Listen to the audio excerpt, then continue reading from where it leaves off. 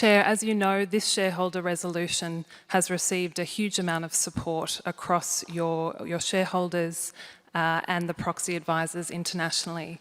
We are calling for enhanced disclosure in order to better understand how your thermal coal business going forward is aligned.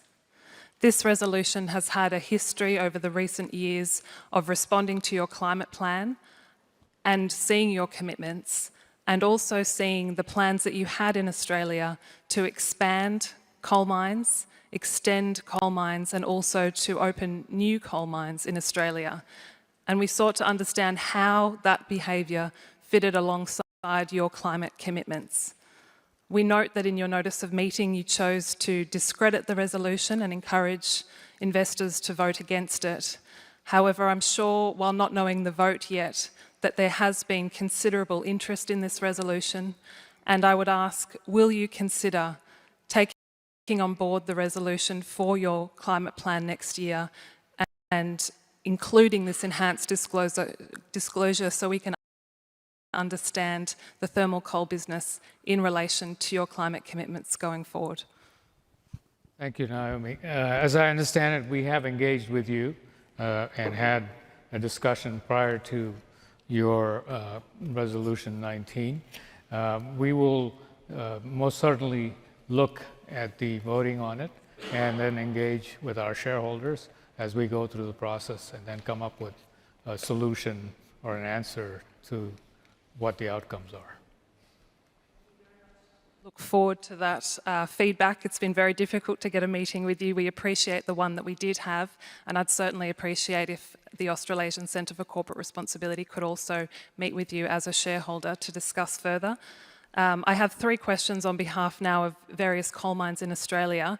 The first with regard to the Glendell expansion. This is a coal mine that in your climate plan just released, you acknowledge that it was rejected in Australia.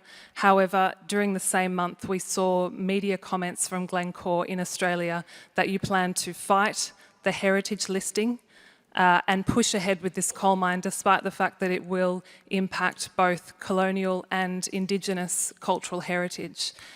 Can I please ask the board, is it your plan to respect the heritage nomination of this site to protect it? Maybe you want me to take that, Hadi? Sure. Hi, Naomi. Thank you for coming all the way from Australia. Must be a very long trip, so thank you for coming. In fact, I may just take a little bit on your first question as well. Resolution 19, we did engage with you, and thank you for the constructive engagement. And of course, we don't yet know what the results of the vote is, and we'll wait and see what that is. We felt, as we outlined to you in our engagement, that a pure disclosure resolution we were comfortable with, but we felt that the resolution that you tabled crossed a boundary in terms of governance and strategy setting. We outlined that to you in our discussion, and we asked for whether you would consider various amendments to the resolution, which you did not want to take on board. And as you know, strategy is the role of the board. And it's for then shareholders to vote on the strategy we put to you. It's not the shareholders who set the strategy on behalf of the board. So it's on that basis generally, and we've outlined it in our response to you, it's on that basis generally that we recommended that shareholders vote against the resolution. Once we see the final outcome of the votes, of course, if the resolution passes, it passes. But if the majority of the shareholders vote against the resolution, it doesn't pass, as you know. If there's a big enough vote in favour of the resolution, and in fact not even that, there's going to be general consultation with our shareholders anyway on our climate policy. As you know, we committed to reissuing a climate policy every 3 years, or climate strategy, every 3 years, and a refreshed strategy will be put out to shareholders for vote next year.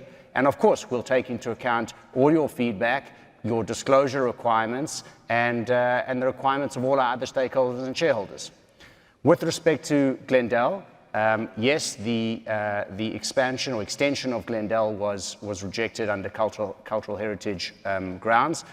And as I think I mentioned, in the decisions of courts and regulatory processes, but likewise, like the gentleman who has an issue in Peru and has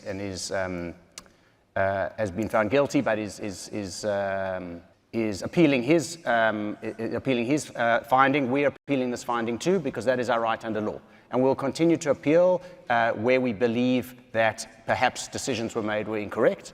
If, of course, the final court decision is taken in favor of not expanding the mine, we will abide by that. We have utmost and absolute respect for native title and heritage rights. Sir, if I may respond just to 2 points that you made there.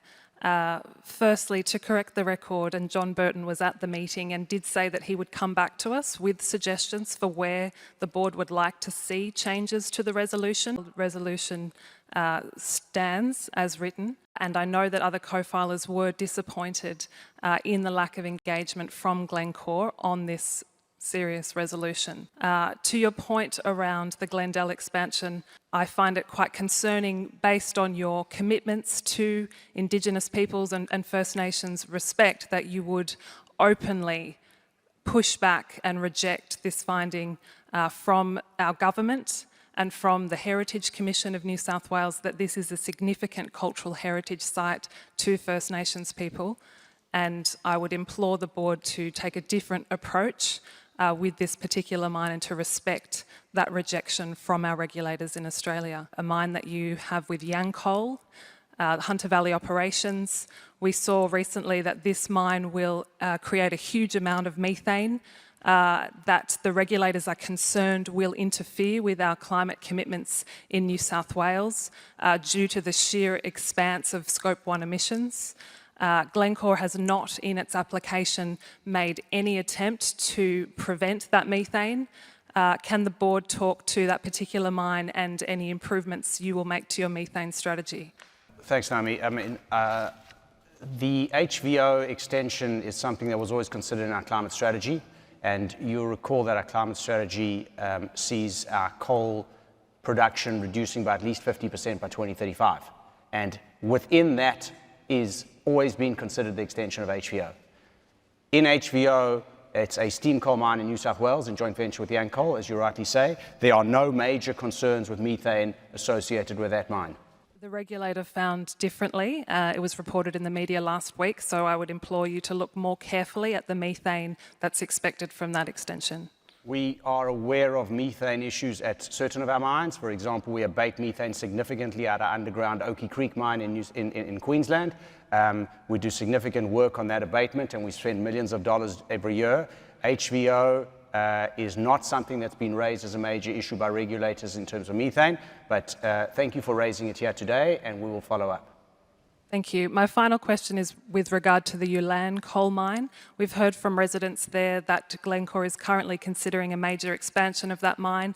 It's an underground mine set to run until 2033, and we've heard that Glencore is considering a major investment to extend the longwall mine in that area, which has also had significant issues with water and could lead to local residents not being able to access their water supply. So I just wanted to ask whether there has been any board level discussion on whether or not that mine expansion would be considered and invested in. There's been no board level discussion on that at this stage. Okay, thank you.